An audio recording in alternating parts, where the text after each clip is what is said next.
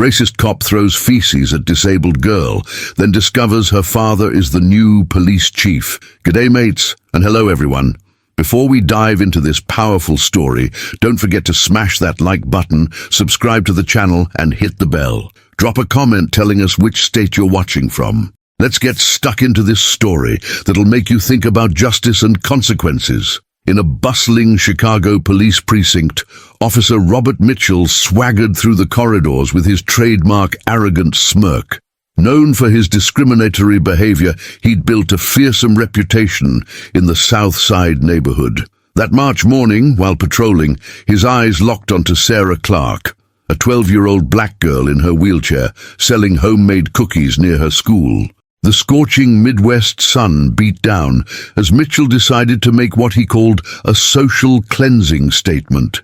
He had no idea that this moment would trigger a chain of events that even his badge couldn't protect him from. That same week, the 47th precinct was buzzing about their incoming police chief. Whispers echoed through the halls, but nobody knew the chief's true identity. Meanwhile, Sarah held a secret that would make Mitchell's world crumble faster than a house of cards.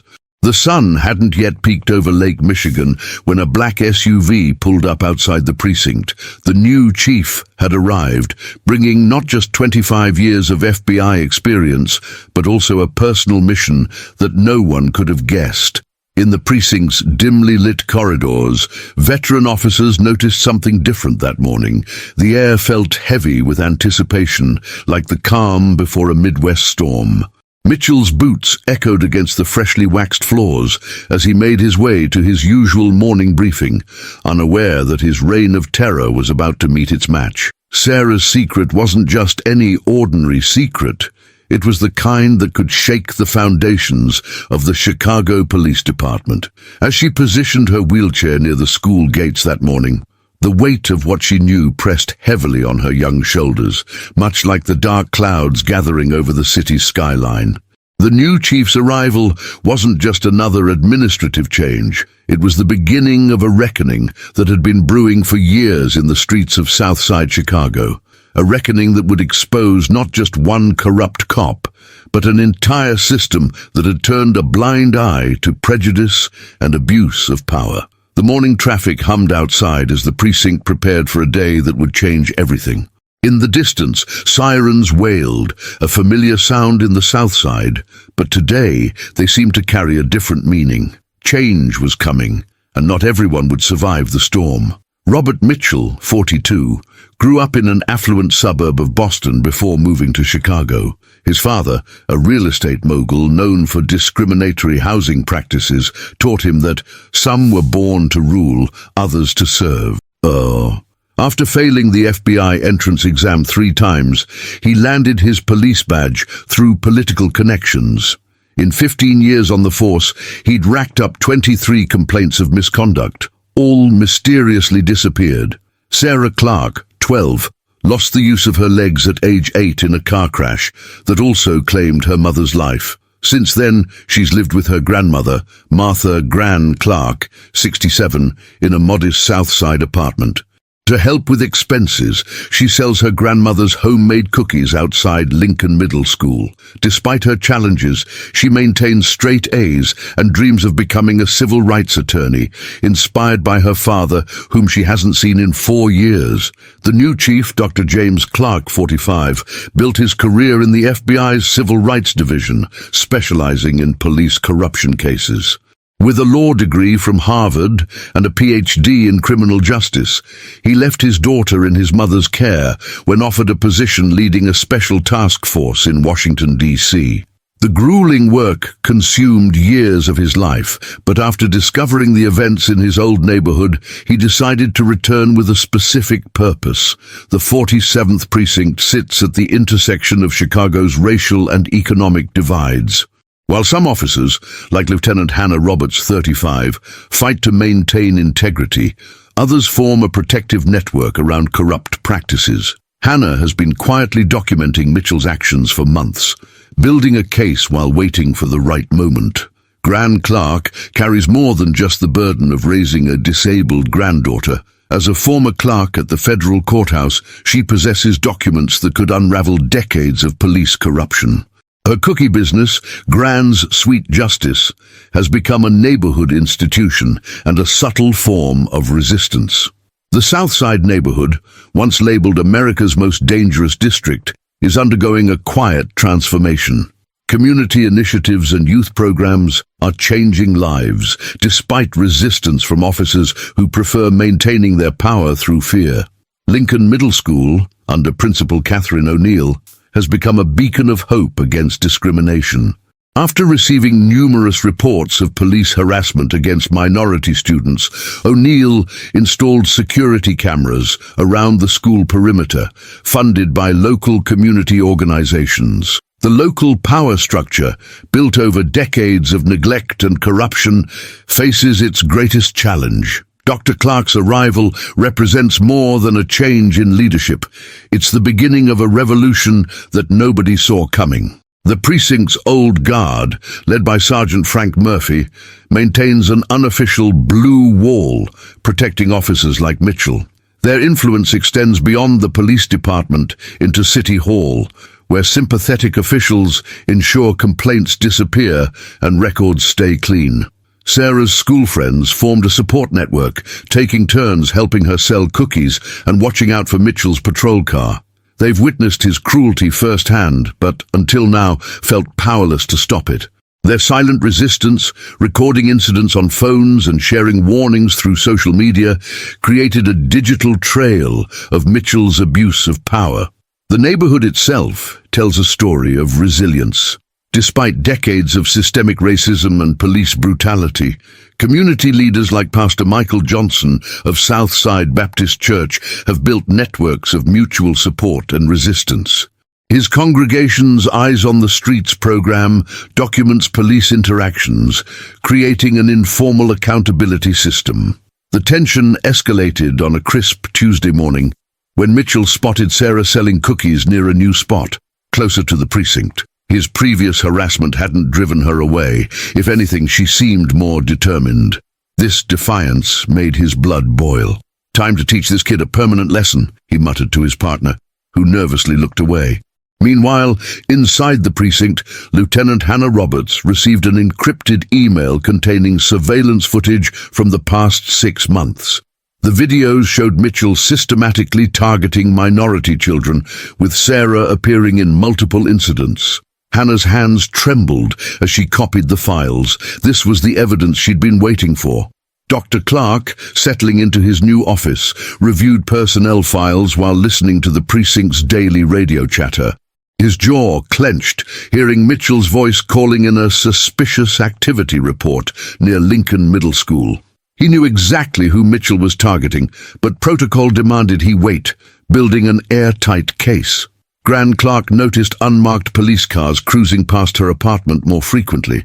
She moved her most damaging documents to a safety deposit box, but kept one crucial piece of evidence at home, a dashcam video showing Mitchell's involvement in the crash that paralyzed Sarah. The corrupt network within the department began feeling the pressure. Sergeant Murphy warned Mitchell that the new chief was asking too many questions about past complaints. "He's different from the others," Murphy growled. "He's not playing ball." Mitchell dismissed the concerns, too arrogant to believe his position could be threatened. Sarah's school friends developed a warning system using social media to track Mitchell's patrol car. When he appeared near the school, phones buzzed with alerts, "Big Bad Wolf on the prowl." But Mitchell caught on and started varying his routes, making his appearances more unpredictable and threatening. Lieutenant Roberts discovered her office had been searched. Case files were slightly out of place. Her computer showed signs of tampering. Rather than report it, she laid a trap, planting false information about when and where she kept her evidence. The old guard took the bait, focusing their attention on the wrong location. Dr. Clark received an anonymous threat, a photo of Sarah at school marked with a red X. The message was clear: back off or consequences would follow. Instead of cowering, he accelerated his plans, coordinating with the FBI to set up surveillance on suspected corrupt officers. The conflict reached a new level when Mitchell confronted Sarah directly. Approaching her cookie stand, he knocked over her display, scattered her merchandise and whispered, "Next time, it'll be worse." What he didn't know was that Sarah was wearing a wire, coordinated by Hannah Roberts and approved by her father. Community tension boiled over when video of the incident went viral on social media. Protesters gathered outside the precinct demanding Mitchell's badge.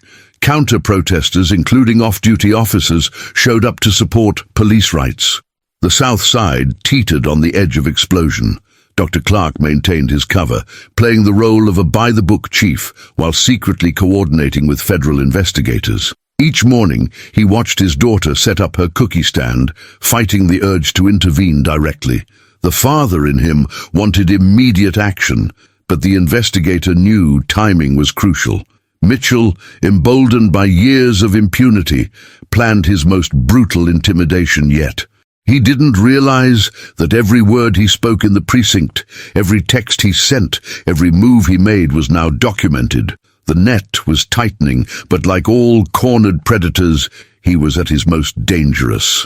Lieutenant Hannah Roberts discovered her brother had been one of Mitchell's victims years ago, beaten during a traffic stop until he left Chicago. Now, working as a civil rights attorney in Boston, he provided crucial legal strategies for building their case. This personal connection made her investigation more than just professional duty. A rookie officer, Jake Thompson, approached Dr. Clark with recordings of precinct meetings where Mitchell and Sergeant Murphy planned their intimidation tactics. Jake had been keeping a secret diary documenting corruption since his first day on the force. His evidence revealed a complex network extending into City Hall. Gran Clark's cookie business became a front for gathering intelligence. Local kids, pretending to be customers, would drop notes about police activities in the donation jar.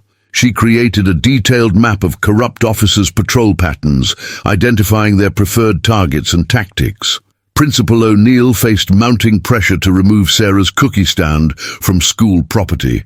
Anonymous donors threatened to withdraw funding, and mysterious health inspectors appeared with increasing frequency. Instead of backing down, she organized a student-run farmers market, making Sarah's stand just one of many, harder to target individually. A local journalist, Melissa Chen, began investigating similar cases in other precincts. She uncovered a pattern. Mitchell had been transferred 3 times, each move following complaints of racial harassment. Each transfer was approved by the same police commissioner who was now running for mayor. Sarah's physical therapy group turned into an informal support network for victims of police brutality. Other disabled children shared similar stories of harassment, creating a powerful testimony pattern. Their therapist, Dr. Rodriguez, carefully documented each account, building a psychological impact report.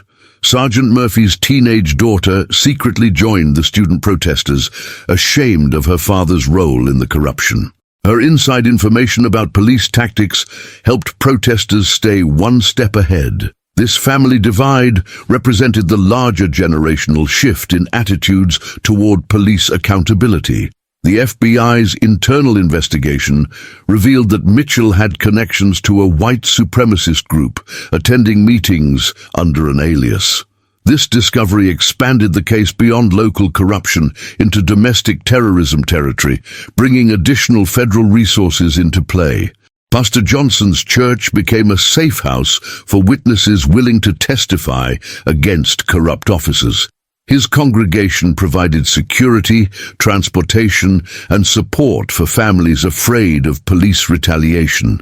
This underground railroad of justice operated in plain sight, protected by religious freedom laws. Fate chose a rainy Wednesday morning to change everything. Mitchell arrived at the precinct earlier than usual, summoned for a special meeting with the new chief. In the corridors, he noticed unusual silence and avoiding glances from colleagues. Entering Dr. Clark's office, his world shattered. "Have a seat, Officer Mitchell," said Clark, pointing to a chair. "Or should I call you Uncle Bob?" The color drained from Mitchell's face. On the wall, an old photograph showed a younger Mitchell at a family barbecue, being named Sarah's godfather, the connection he'd forgotten through years of hatred and corruption. Clark rose slowly, his voice carrying controlled rage. "You didn't recognize me after all these years, did you? I was the absent father, too busy with FBI work in DC. But never, in my darkest nightmares, did I imagine my daughter's godfather would become her tormentor." The silence broke as Lieutenant Roberts entered with Sarah in her wheelchair. Mitchell, for the first time in his life, felt crushing shame. The girl he'd terrorized wasn't just another victim, she was his goddaughter, the new chief's daughter. "But that's not all, is it, Mitchell?" continued Clark, opening a file on his desk. "We found evidence linking you to the crash that killed my wife and paralyzed my daughter. It wasn't an accident, was it? It was retaliation, because Mary was investigating your corruption." The evidence was irrefutable. Phone records, bank transfers, witness statements from people who finally found courage to speak. The crash that killed Mary and left Sarah wheelchair-bound had been meticulously planned, retaliation for her investigative reporting. At that moment, Gran Clark entered, carrying Mary's old journal. The worn notebook contained detailed documentation, every crime, every threat, every dollar stolen. "Mary knew something might happen," she told Sarah. "That's why she trusted me with this evidence." Mitchell tried to stand, but 2 FBI agents already blocked the door. His empire of corruption and violence was crumbling. His phone buzzed constantly, his accomplices discovering they were being arrested in a simultaneous operation across the city. "You have 2 choices," said Clark coldly. "Cooperate and confess to everything, or face the consequences alone. Your friends are already singing to federal investigators." Sarah, who had maintained composure until now, finally spoke. "I forgive you, Uncle Bob, but justice must be served." Her words, carrying wisdom beyond her years, were the final blow to Mitchell's arrogance. Outside, the rain continued falling as tactical teams raided locations across Chicago. The police commissioner was led away in handcuffs from City Hall. The operation had exposed corruption reaching the highest levels of city government. Mitchell slumped in his chair, defeated, as Sarah wheeled closer. "Mom always said truth would prevail," she said softly. "She believed in justice, even when it seemed impossible." Her words echoed in the quiet office, a testament to her mother's legacy. The precinct erupted in controlled chaos as more arrests were made. Officers who had turned a blind eye for years watched as their corrupt colleagues were led away in handcuffs. The blue wall of silence crumbled under the weight of justice. Mitchell's arrest triggered a domino effect throughout Chicago's police force. Within 24 hours, 30 officers were detained, 5 city council members faced search warrants, and over 50 business owners came forward with stories of extortion. Police Commissioner Richard Hayes, attempting to flee to Canada, was arrested at O'Hare International Airport with $500,000 in cash. His secretary, fearing prosecution, handed the FBI an external drive containing 5 years of recorded bribes and threats. The precinct atmosphere transformed overnight. Officers who had remained silent began reporting other corruption cases. Jake Thompson led a group of young officers in creating an internal reporting system directly supported by Chief Clark.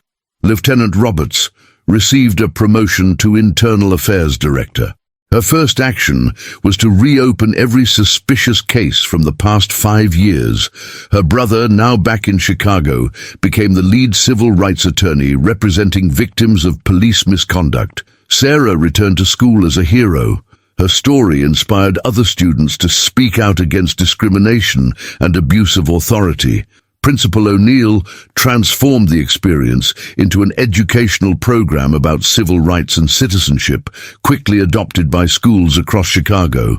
Gran Clark turned her apartment into a support center for victims of police brutality. Mary's journal, after serving as evidence, became the foundation for a series of explosive investigative reports in the Chicago Tribune. Mitchell, in federal custody, faced contempt from other inmates. The man who once terrorized the South Side now required protective isolation. In his solitary cell, he began writing a detailed confession, revealing a corruption network extending into state government. Chief Clark, fulfilling his promise of transformation, implemented a new police evaluation system with direct community involvement. Body cameras became mandatory, and all police interactions were recorded and audited monthly by a civilian oversight board. The South Side, once known for police brutality, began transforming into a model of community policing. Young people who once feared the police started considering law enforcement careers, inspired by the changes they witnessed. Sarah and her father's story became a symbol of hope and transformation. National news coverage highlighted how one act of discrimination exposed and destroyed an entire network of corruption and abuse of power. 6 months after Mitchell's arrest, transformation was evident throughout Chicago. Sarah, now 13, launched a YouTube channel sharing her story and encouraging other disabled individuals to stand against abuse. Her first video, "How My Godfather Cop Discovered My Dad Was Chief," reached 2 million views in a week, sparking a national conversation about police reform. Chief Clark moved permanently to the South Side, buying a house near Sarah's school. Father and daughter spent Sunday mornings in Washington Park, making up for lost time. He also started a mentorship program for minority youth interested in law enforcement careers. The New Generation Police Academy graduated its first class of 30 candidates from diverse backgrounds. Lieutenant Roberts revolutionized internal affairs. Under her leadership, case resolution rates increased 75%. Her brother established a victim advocacy center, creating a bridge between law enforcement and the community. Together, they developed an innovative victim support protocol that became a national standard. Gran Clark transformed her cookie business into a cooperative employing families affected by police violence. Gran's Sweet Justice became a symbol of resilience in the neighborhood. With Sarah's help, they created a special line of products adapted for people with disabilities. The cooperative now employed 50 people and supplied treats to major retailers nationwide. Principal O'Neill received a National Education Award for the Civil Rights in Schools project. Her teaching method, using real stories to discuss human rights, was adopted by the Department of Education as a model for public schools. Over 100 schools implemented the program, impacting thousands of students. Jake Thompson, promoted to head the new Police Integrity Unit, implemented quarterly psychological evaluations for all officers, preventing abuse of authority. Complaints against police dropped 90% in the first year under his leadership. Commissioner Hayes, after plea bargaining, revealed a scheme involving dozens of politicians and businessmen. His confessions led to the largest anti-corruption operation in Chicago's history, with over 200 arrest warrants issued. Sarah, overcoming her trauma, began competing in wheelchair basketball. Her team, the Southside Phoenix, won the state championship.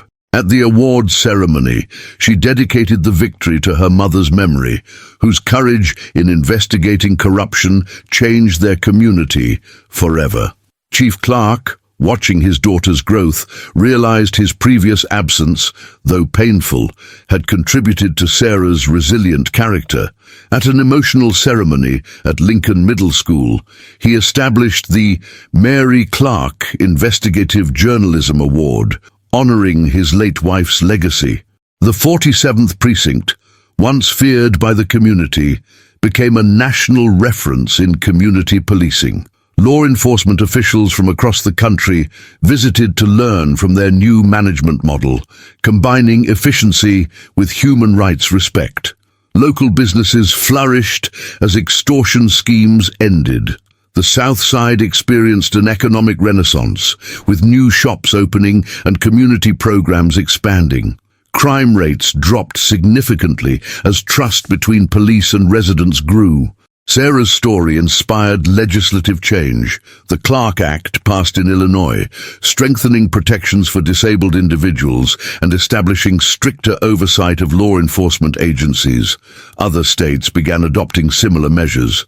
The precinct's annual community day, once sparsely attended, became a celebration of unity.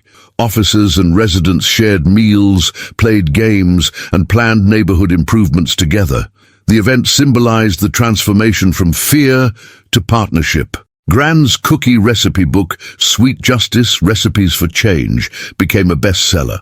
All proceeds funded scholarships for children affected by police misconduct, ensuring Mary's legacy continued through education and opportunity. 1 year after his arrest, Mitchell requested a special hearing with Chief Clark. The former officer, now in an orange jumpsuit and shackles, was a shadow of his arrogant former self. His plea deal was about to expose the largest police corruption scheme ever uncovered in Chicago's history. The precinct buzzed with tension on hearing day. FBI vehicles surrounded the perimeter while special security teams swept every corner of the building. News vans crowded the entrance, hungry for information about testimony that promised to shake the foundations of power. Lieutenant Roberts personally coordinated security operations. Her investigations had uncovered 3 assassination attempts against Mitchell in prison, all orchestrated by his former allies. Fear of his testimony was moving powerful people in the shadows. Sarah insisted on being present. "I need to look him in the eyes one last time," she told her father.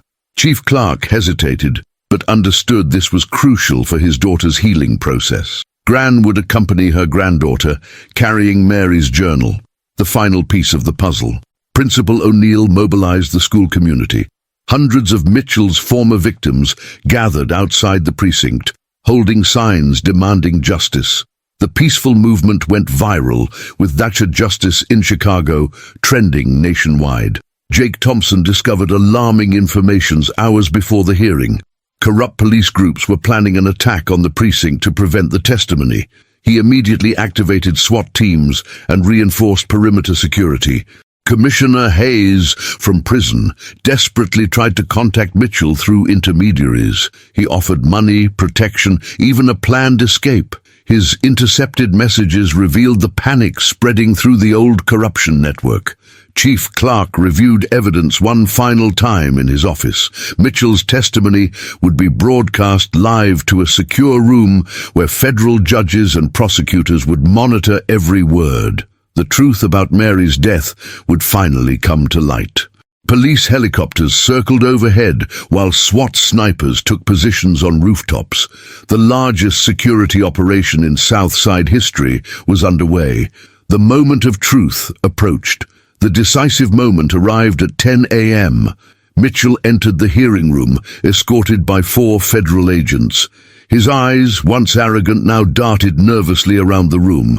Chief Clark, Lieutenant Roberts, Sarah, and Gran Clark waited alongside federal prosecutors and a judge. "Before I start," Mitchell said, his voice trembling, "I want to look Sarah in the eyes."